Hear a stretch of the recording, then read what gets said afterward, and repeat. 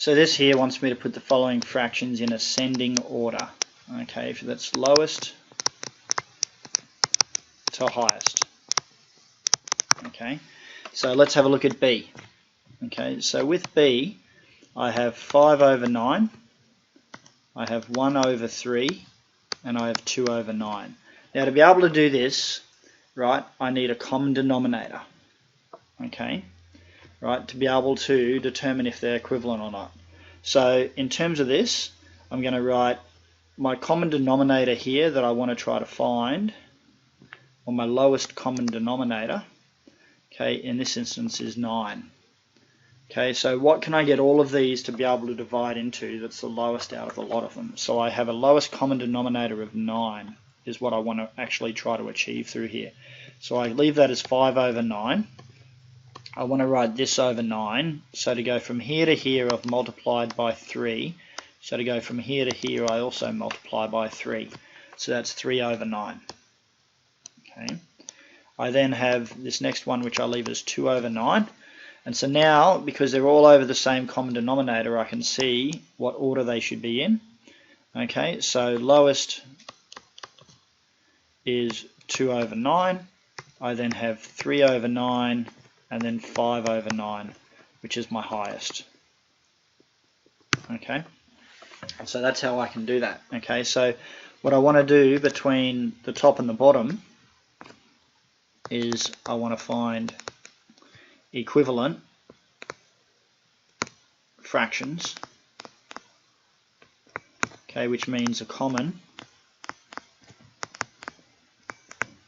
denominator. Okay.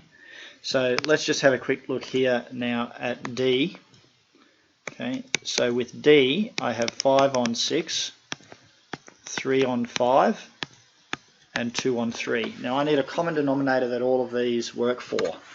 Okay, so basically, I want my lowest common denominator is something that all 3 of these will be able to divide into, but the lowest number that will occur for.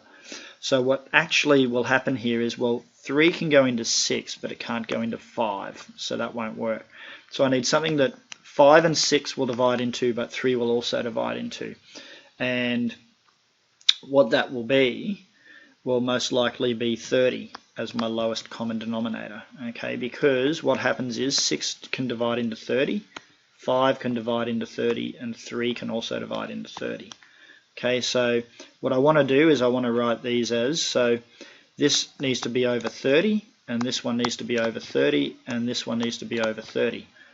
Okay, and so in terms of that, to go from this down to 30, I've multiplied by 5, so I multiply that by 5 as well to get 25 over 30. Okay, I then have, to get that to 30, I've multiplied it by 6, so I must also multiply that by 6. Okay, so that will be 18. 3 by 6 is 18. Okay, and so this is my thought process as I go. To get that down to there, I've multiplied by 10, so I multiply my top by 10 as well. Okay, and so that will be 20 over 30. Okay, so now that I have them all over a common denominator, I can now order them from lowest. Okay, because I can just simply see if they're all over the same denominator, I can look at these numbers up the top. So the lowest is 18 out of 30. Okay, and then 20 out of 30, and then 25 out of 30. Now what I should do as well is I should then write them the equivalent to what they were originally at the start. So that one there is that one, so that's 3 out of 5. Okay, is my first one.